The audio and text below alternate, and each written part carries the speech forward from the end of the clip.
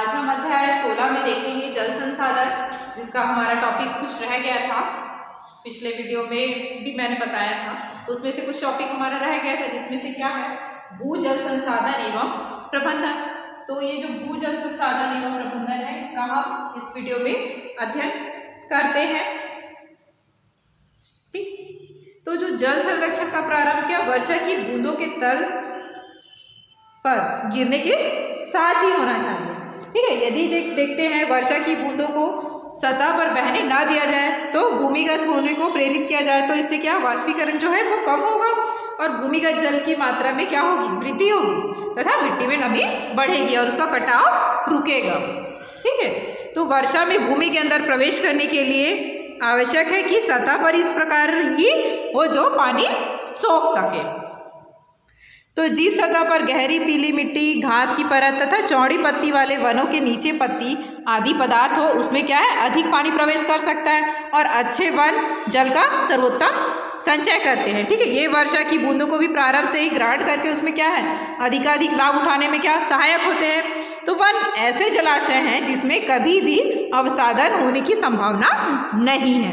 One को क्या नियमित एवं संरक्षित करने के प्राकृतिक संसाधन है।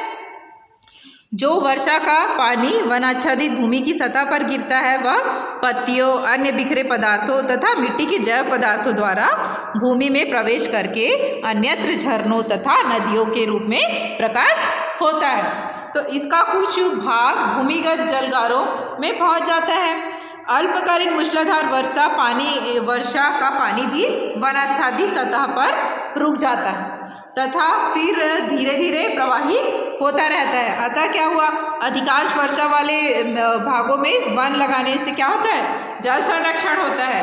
ठीक, तो जल संरक्षण का दूसरा पक्ष ये भी है कि मिट्टी में नमी की मात्रा बढ़ाने से संबंधित है। ठीक है, वाष्पीकरण तथा प्राकृतिक प्रक्रियाओं से जल का नुकसान कम होता है तथा दूषित नहीं होता।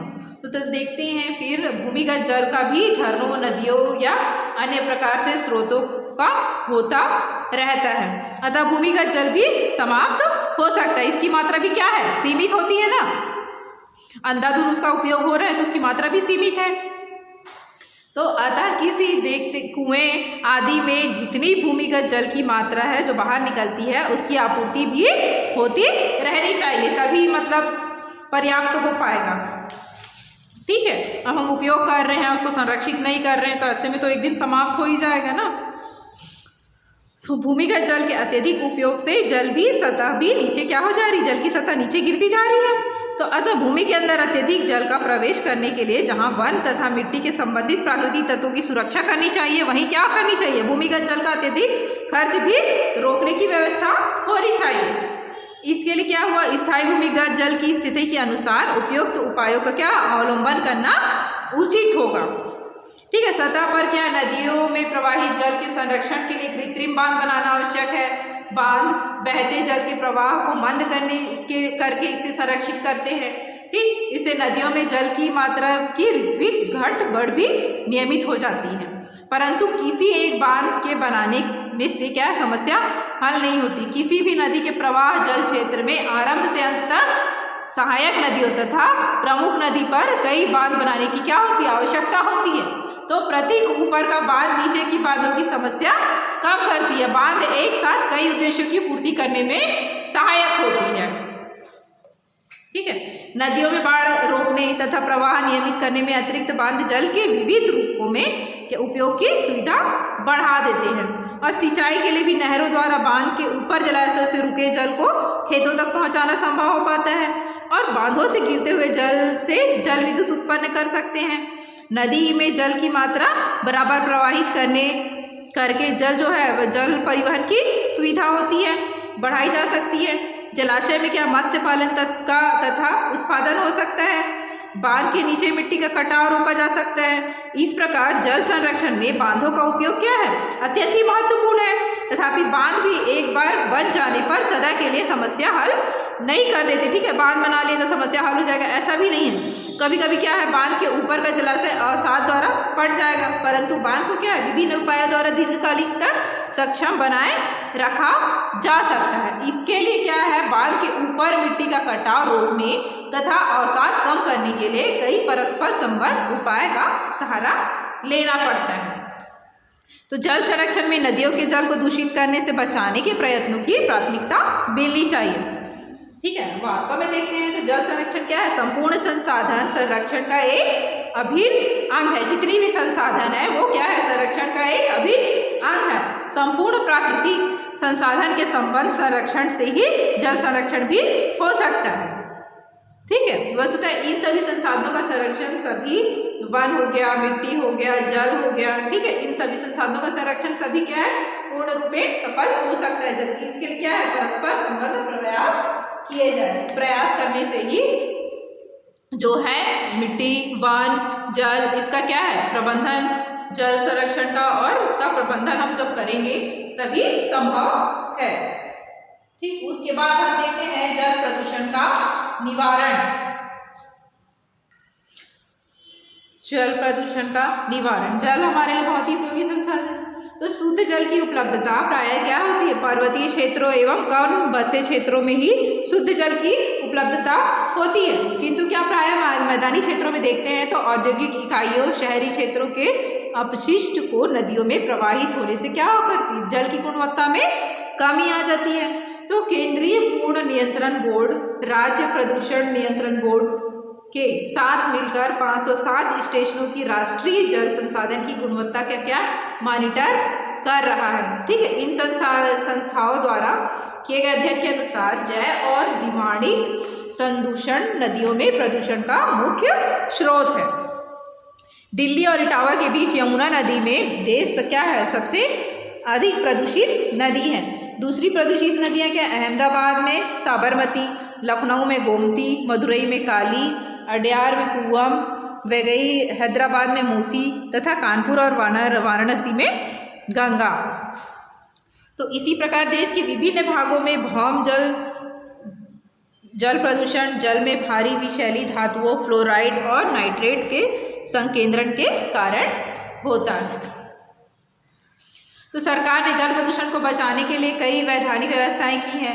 इनमें से क्या, जल अधिनियम 1974 और पर्यावरण संरक्षण अधिनियम 1986 प्रमुख हैं, ठीक है। लेकिन क्या दुर्भाग्य से इन्हें क्या प्रभावपूर्ण ढंग से क्या किया गया, लागू नहीं किया गया है। तो इस कारण से 1977 में प्रदूषण फैलाने वाले 251 उद्योग नदियों एवं झीलों के किनारे पर स्थापित हो गए हैं। तो जल उपकर अधिनियम 1977 में लागू किया गया था। इसका मुख्य उद्देश्य क्या था, प्रदूषण को कम करना था। लेकिन क्या हुआ, इसका भी बहुत कम प्रभाव पड़ा। इन असफलताओं को ध्यान में रखते हुए जल प्रदूषण के अधिक प्रभावों के संबंध में जन साधारण में जागरूकता पैदा करने की क्या है, अति आवश्यकता है। जन जागरूकता और उसकी भागीदारी से कृषिगत कार्यों एवं घरेलू और औद्योगिक विसर्जन के उत्पन्न प्रदूषकों में बहुत प्रभावशाली ढंग से क्या कमी लाई जा सकती है। उसके बाद देखते हैं जल का पुनः चक्रण एवं पुनः प्रयोग। जल का पुनः चक्रण एवं पुनः प्रयोग, तो ताजे जल की उपलब्धता में जल चक्र एवं पुनः उपयोग द्वारा ही भी सुधार लाया जा सकता है, ठीक है। संशोधित अपशिष्ट जल जैसे निम्न गुणवत्ता वाले जल को उद्योगों में शीतलन तथा अग्निशमन के लिए प्रयोग किया जा सकता है। इसी प्रकार देखते हैं नगरीय क्षेत्रों में स्नान तथा बर्तन व वाहनों को धोने में प्रयुक्त जल को बागवानी में प्रयोग किया जा सकता है। इसे उच्च गुणवत्ता वाले जल को पीने के लिए सुरक्षित क्या किया जाता है, रखा जा सकता है। तो जल में जो पुनः चक्र एवं पुनः उपयोग की क्रिया अभी आरंभिक दौर में ही है, परंतु भविष्य में इसकी क्या है, विशाल संभावनाएं हो सकती है। देखते हैं फिर जल संभर प्रबंधन। तो जल संभर एक ऐसा क्षेत्र है जिसका जल एक बिंदु की ओर प्रवाहित होता है, जो इसे मृदा और जल संरक्षण की आदर्श नियोजन इकाई बना देता है। इसमें एक या अनेक गांव, कृषि योग्य और कृषि अयोग्य भूमि और विभिन्न वर्गों की जोते और किसान क्या इसमें शामिल हो सकते हैं। तो जल संभर विधि में कृषि और कृषि से संबंधित क्रियाकलाप जैसे उद्यान, कृषि, वानिकी और वनवर्धन का समग्र रूप से विकास किया जा सकता है। जल संभरता विधि जल संरक्षण का एक महत्वपूर्ण उपाय है। इसमें क्या होता है, कृषि का उत्पादन बढ़ाया जा सकता है, परितंत्रीय ह्रास को रोका जा सकता है और लोगों के जीवन स्तर को ऊंचा उठाया जा सकता है। ठीक, तो तमिलनाडु एक ऐसा राज्य है जहां पर घरों में जल संग्रहण संरचना के निर्माण को अनिवार्य कर दिया गया है। कोई भी इमारत जल संग्रहण संरचना के बिना नहीं बनाई जा सकती। तो जल संभर प्रबंधन अभी अपनी आरंभिक अवस्था में है। इसके प्रति जन साधारण को जागरूक करने की बहुत आवश्यकता है। उसके बाद देखते हैं वर्षा जल संग्रहण। तो भूजल का सबसे बड़े पैमाने पर ह्रास होना एक बहुत ही गंभीर समस्या है। इसे तुरंत हल करने की आवश्यकता है। ग्रामीण इलाकों में सिंचाई के लिए क्या हो रहा है, नगरीय इलाकों में घरेलू उपयोग एवं उद्योग के लिए प्रायः जल की कमी रहती है। तो इस समस्या को हल करने के लिए एक सुगम उपाय क्या है, वर्षा जल संग्रहण। तो यह भौम जल के पुनर्भरण को बढ़ाने की क्या है, तकनीक है। ठीक है, भूमिगत जल को, तो इस तकनीकी में स्थानीय रूप से वर्षा के जल को एकत्र करके भूमि जल भंडारों में संग्रहित करना शामिल है, जिसमें स्थानीय घरेलू मांग को पूरा किया जा सके। ठीक, वर्षा जल संग्रहण के उद्देश्य, उसके मुख्य उद्देश्य हो सकते हैं जल की निरंतर मांग को पूरा करना। ठीक है, नालियों को रोकने वाले सतही जल प्रवाह को कम करना, सड़कों पर फैलाव को रोकना, भौम जल में वृद्धि करना तथा जल स्तर को ऊंचा उठाना, भौम जल प्रदूषण को रोकना, भौम जल की गुणवत्ता को सुधारना, मृदा अपरदन को कम करना, ग्रीष्म ऋतु और सूखे के समय जल की घरेलू आवश्यकताओं को पूरा करने में सहायता करना। ठीक है, ऐसी अनेक कम लागत वाली तकनीकें उपलब्ध है। ठीक है, तो ये जो चित्र में दिया गया है 246 पेज नंबर पे, ठीक है, ये वर्षा जल संरक्षण के लिए हैंडपंप द्वारा पुनर्भरण किया जा रहा है वर्षा का जल, ये देखो। उसके बाद परित्यक्त कुआं द्वारा पुनर्भरण, ये कुआं द्वारा किया जा रहा है वर्षा का जल संरक्षण, और खंदन के द्वारा पुनर्भरण। ठीक है, सोख्ता गड्ढा बनाया जाता है। तो उसके बाद ये है सीमेंट वाला बंद का एक हिस्सा।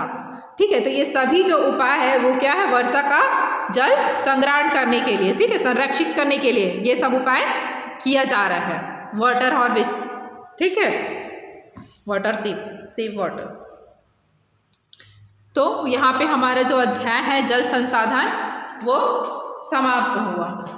अगले वीडियो में हम नेक्स्ट लेसन का अध्ययन करेंगे खनिज एवं ऊर्जा संसाधन का। ठीक है बच्चों, यहाँ तक आपको सभी को समझ आ गया होगा।